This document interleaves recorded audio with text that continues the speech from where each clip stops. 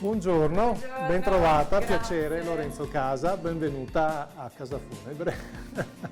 Allora, tri-imprenditore innanzitutto. Le farò raccontare un po' meglio appunto da dove nasce questa impresa, anzi queste tre imprese, però la prima domanda, quella che apre la nostra intervista è: qual è il suo errore di successo, cioè quell'errore, quello sbaglio che l'ha fatta arrivare fino a qui? Dunque, allora, gli errori sono difficili da raccontare. Se dovessi proprio sintetizzare, direi che ho fatto l'errore di buttarmici senza sapere dove andavo. Questo è l'errore di successo, perché poi la realtà c'è da 17 anni, è stato un successo.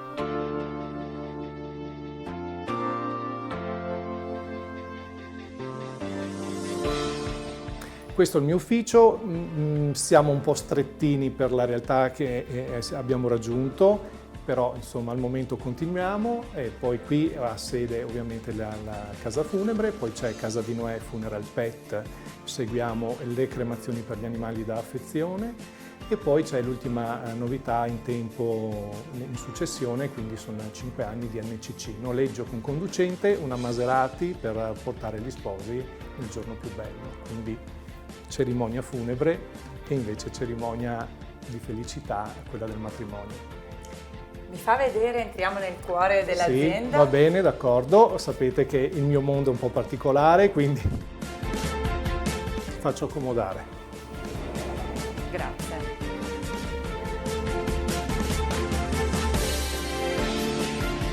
Allora, ci mostra un po' di oggettistica particolare, devo dire la verità, siamo in una... Mi rendo conto che la situazione sia particolare, Sì. però questo è una realtà, fa parte della vita e purtroppo io ho a che fare con questi articoli, purtroppo, o meglio, è il mio mondo, ma purtroppo per chi vede che magari non capisce. Queste di solito vengono chieste per chi vuole tenere le ceneri del proprio caro a casa, ecco, ma ovviamente possono anche andare in cimitero. Certamente comunque c'è una parte di design, noi in Italia siamo famosi e c'è un design anche nel mondo del funerario per quanto riguarda i cofani funebri, per quanto riguarda soprattutto le urne.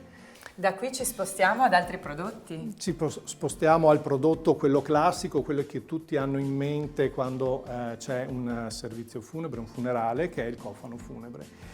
Qui c'è il mondo di possibilità, si va dai cofani che sono prettamente pensati per la cremazione, oppure poi ci sono i cofani che invece vanno benissimo per essere portati in cimitero nei loculi o per le sepolture a terra. A proposito di famiglia, ormai gli animali sono diventati parte di una famiglia, Sì. quindi voi avete scelto anche questa Sì, parte. questo è un orgoglio che ho, se posso dirlo, perché anche qui, come sono partito da zero, senza l'aiuto verso di... l'oggettistica Sì, per gli animali. è una vetrinetta dedicata al mondo del funeral pet, quindi abbiamo le urnette, è una cosa carina che vorrei mostrarti, Sì? che mi piace molto far vedere, è un orgoglio, stavo dicendo, perché anche qui ho, a differenza, questo è un ciondolino in acciaio, si svita, si può mettere un po' le ceneri all'interno e ti rimane a ciondolo con la zampina. Io lo adoro e lo propongo sempre a chi vuole qualcosa di diverso. Insomma, l'animale è diventato un componente della famiglia.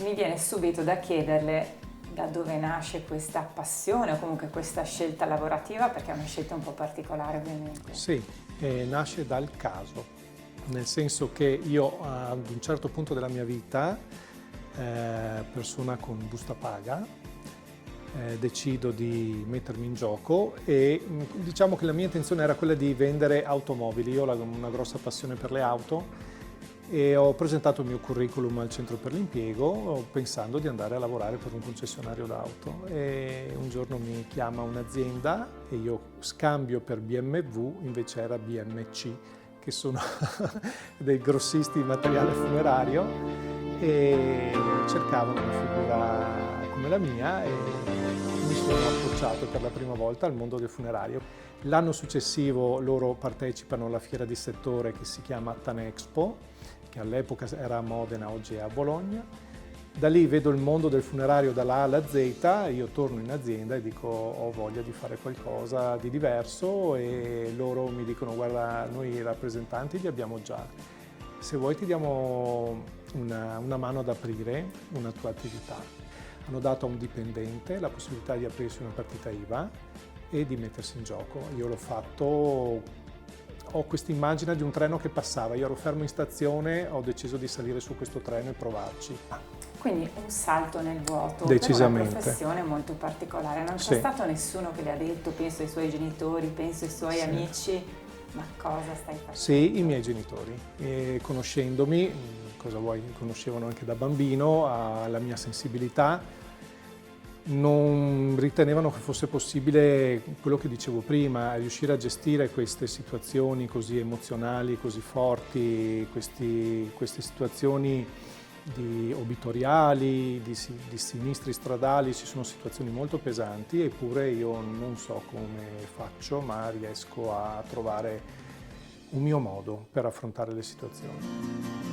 Ovviamente questa si chiama intervista imperfetta, sì. Quindi andiamo anche a scavare su quelli che possono essere gli errori, le imperfezioni, anche per chiedere all'imprenditore, come nel suo caso, ma siete nati imparati? No, io nel mio caso mi sono buttato, non ho avuto esperienze precedenti, non sono figlio d'arte, non sono ex dipendente di impresario funebre, io ci ho sbattuto il naso e alla grande.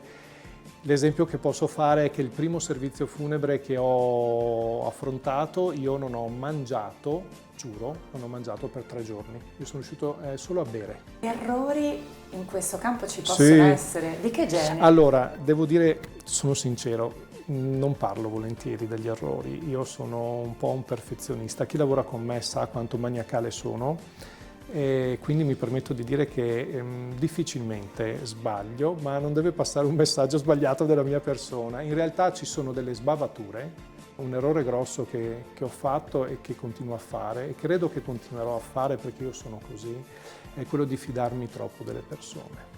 Io credo che le persone, mi relaziono a loro pensando che siano come sono io. Io ho un papà che è un ex militare dell'aeronautica, ho la fortuna di averlo ancora, ha 90 anni, e mi ha insegnato poche cose ma giuste. La parola data vale più di un contratto, di una firma. Io se dico una cosa è quella, quindi io non ho bisogno di un contratto e penso, mi relaziono che le persone siano come me. Ci sbatto il naso, non è così, ma non riesco a cambiare. Io il bicchiere lo vedrò sempre mezzo pieno. Quando succedono queste cose, come la vive internamente? Allora mi faccio la solita critica, eccomi qua ancora una volta, ma veramente fa parte di me, io non riesco a cambiare. Io non riesco a cambiare, sono fatto così. Sono fatto così nell'assistenza che do alle famiglie, nel modo in cui mi relaziono, come le tengo informate, nelle parole che uso, nelle modalità. Io uso molto l'empatia, cerco di capire se una parola in più può essere usata, se devo rimanere invece più sulle mie. E ecco, vado in effetti in empatia con le persone, riesco a capirle da questo punto di vista in un momento di particolare stress.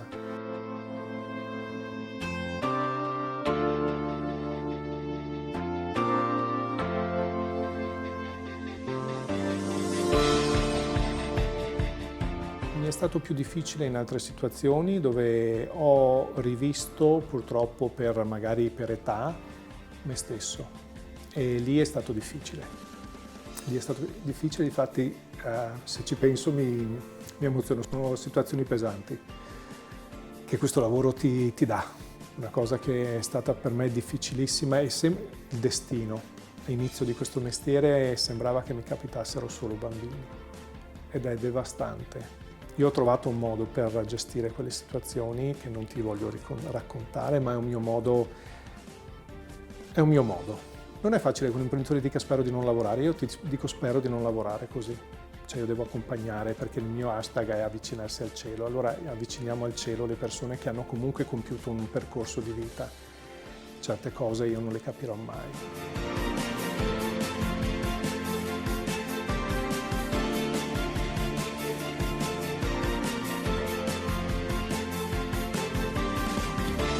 Se dovesse spiegare magari a un ragazzo che si sta approcciando al mondo dell'imprenditoria quali sono le difficoltà e che cosa fare quando si fanno degli errori, che cosa direbbe?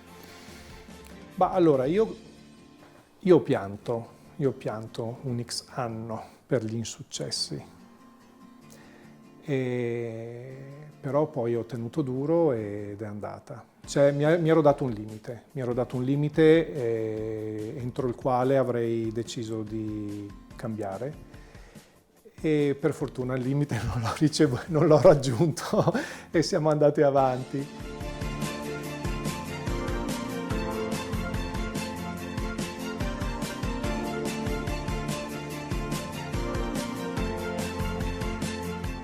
Devo assolutamente presentarti Francesco, che lavora con me. Piacere. Francesco è una potenza, il mio angelo custode, e con l'occasione volevo anche mostrarti più in dettaglio, se posso, due cose un po' particolari che non sono da tutti.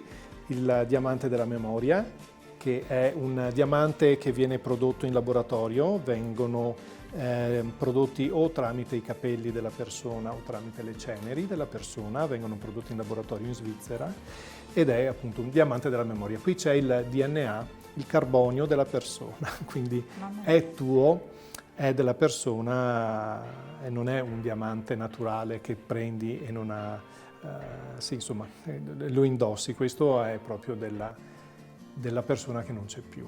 L'impronta è l'impronta digitale e su autorizzazione dei familiari noi la proponiamo, è molto più abbordabile. Prendiamo l'impronta solitamente del pollice e tramite il gioielliere facciamo fare o il ciondolo, un anello, il bracciale, si può fare anche personalizzato.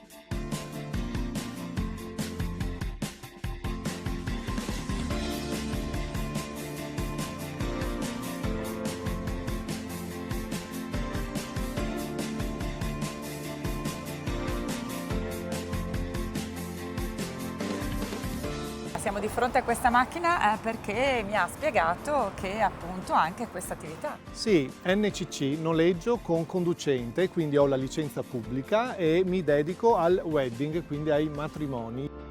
Questa attività però mi diceva che probabilmente terminerà. Sì, senza probabilmente ho fatto una scelta, quest'anno termino questo, anzi è un'anteprima, mi rendo conto, devo ancora scriverlo sui social. Finisco con questa esperienza che è un'esperienza di successo perché io, per darti una proporzione, ho fatto 38 matrimoni in un anno, che è un'enormità con un veicolo, però ho bisogno di tempo per me, ho bisogno di rallentare. Ecco, io ovviamente rinuncio all'attività NCC, riconsegno la licenza, ma mi tengo la macchina perché insomma giocare mi piace ancora, insomma.